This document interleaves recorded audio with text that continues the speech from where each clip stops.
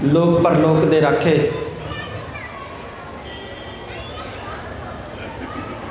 चवर छतर तखत दे मालक धन धन साहिब श्री गुरु ग्रंथ साहिब सच्चे पातशाह जी की पावन पवित्र हजूरी जुड़ बैठी गुरु रूप खालसा सत संगत जी सरबंस दानी अमृत के दाते धन धन साहिब श्री गुरु गोबिंद सिंह महाराज वालों बख्शी फतेह प्रवान करो। वाहिगुरु जी का खालसा वाहिगुरु जी की फतेह। अज आप सिख पंथ की महान शख्सियत पंथ रतन गुरमत विद्या मारतंड सत्कारयोग ज्ञानी संत सिंह जी मस्कीन जिहड़े गुरु खालसा पंथ के उगे नामावर विद्वान होए ने उन्हां वल्लों प्रारंभ किए सालाना गुरमत समागमां दे विच हाज़रियां भर रहे हैं। जिवें गुरबाणी सानूं बहुत कुछ सिखाउंदी है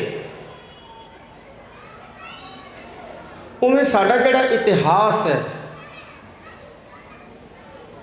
वो भी सानू बहुत कुछ समझाता है। मैं कुछ घटनावां का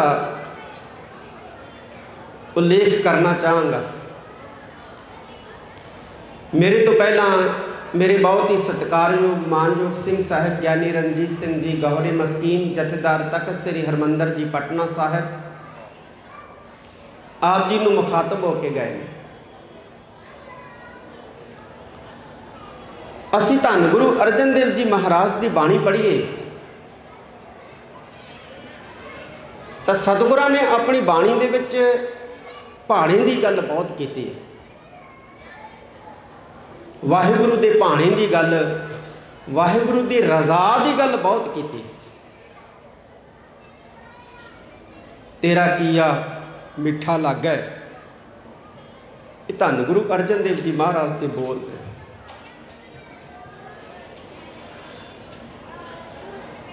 उन्होंने अपने उपदेशों के विच अपनी बाणी दे विच सिख संगत नूं इहो ही समझाया कि वाहिगुरु का जिहड़ा हुक्म है वो सर्वप्रथम है। गुरु नानक साहब सच्चे पातशाह ने भी सिख नूं हुक्मी बंदा बनन दी हदायत की है, उपदेश किया है, सिक्ख्या दी है कि ऐ सिख तेरा मकसद जिहड़ा है वह हुक्मी बंदा बनना है, हुक्म दे विच चलण वाला बंदा बनना। किस दे हुक्म दे विच? करतार दे हुक्म दे विच, वाहिगुरु दे हुक्म दे विच। जदों धन गुरु अर्जन देव जी महाराज की शहादत हो गई सिख संगतां दे विच उदासीनता की लहर फैलन लगी तो मीरी पीरी दे मालक साहिब श्री गुरु हरगोबिंद साहब जी की अगवाई दे विच उस वेले दे सिख पंथ के महान विद्वान भाई गुरदास जी ब्रह्म ज्ञानी पुरख बाबा बुढ़ा जी ने संगतां नूं धन गुरु अर्जन देव जी महाराज के उपदेशों तो जाणू करवाया। सिख संगतां नूं समझाया कि किसी ने उदासीन नहीं होना, किसी ने निराशावादी नहीं बनना है, किसी ने डोलना नहीं है।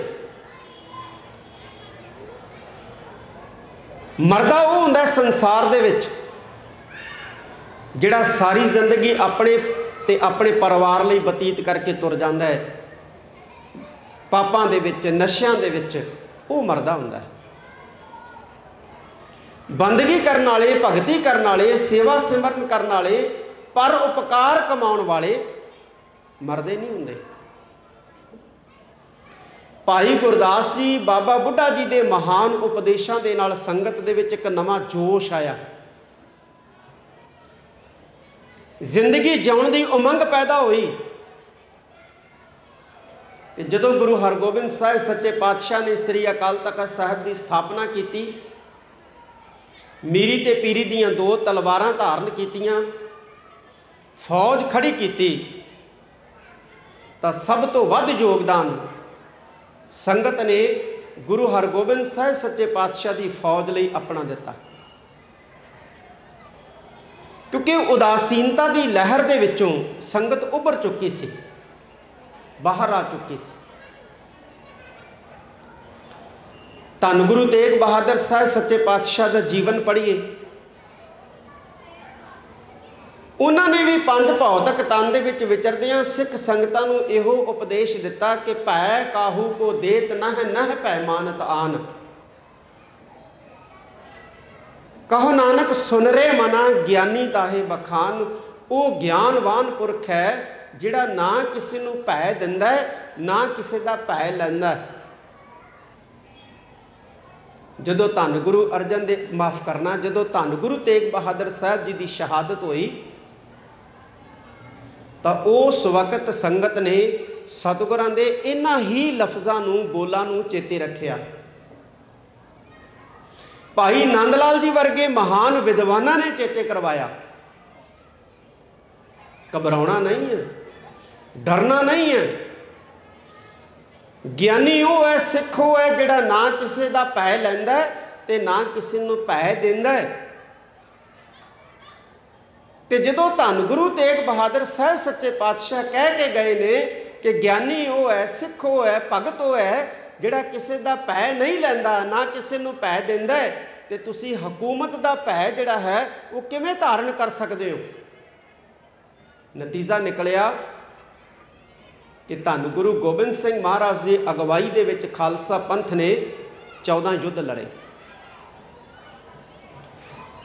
ये मैं दो घटनावां का जिक्र इस करके किया कि इतिहास अपने आप को दोहराउंदा है।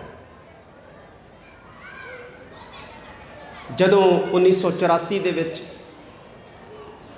श्री अकाल तख्त साहिब श्री हरमंदर साहिब सहित कई सिख इतिहासक स्थानों के उत्ते हल्ला होया, उस तो बाद नवंबर 84 दे विच सिख नस्लकुशी हुई, तो हिंदुस्तान दे विच भारत दे विच वसन वाली सिख संगत के मन दे विच भी एक भय पैदा हो गया, डर पैदा हो गया कि पता नहीं हुण आने वाले समय च हालात किस तरह के बनने।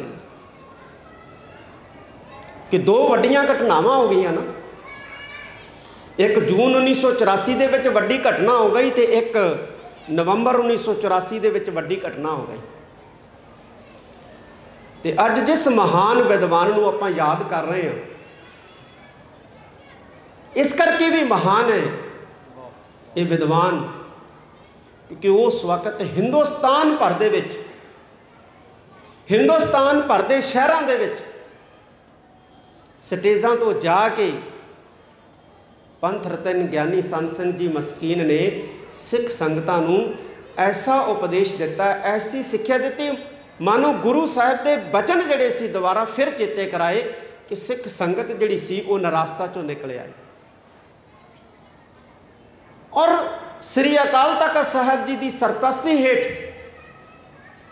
जदों नगर कीर्तनां की शुरुआत हुई, तो पंथ रतन ज्ञानी संत सिंह जी मस्कीन वर्गे महापुरखों की जगाई संगत लखां की तादाद विच उन्हां नगर कीर्तनां दे विच शामिल होने वास्ते सड़कों पर उतरे आई। जिवें हुकूमत जहांगीर दी सी, उसने सोचा सी कि गुरु अर्जन देव जी महाराज नूं शहीद करता, हुण सिख उठना ही पाउणगे। औरंगजेब की हुकूमत ने सोचा कि असी गुरु तेग बहादुर साहब जी नूं शहीद करता, जिहड़े समस्त हिंदुओं के गुरु ने, ये कौम हुण उठ नहीं सकेगी। तो उस वक्त भी उस वेले दे हुक्मरानां दा भरम निकल गया, जदों ज्ञानी संत सिंह जी मस्कीन वर्गे महान विद्वानां की जगाई हुई संगत नगर कीर्तनां के दौरान लखां की तादाद विच सड़कों के उत्ते उतरे आई। ये खत्म नहीं हो सकते सिख, ये मुक नहीं सकते सिख। जिवें जिवें जदों जदों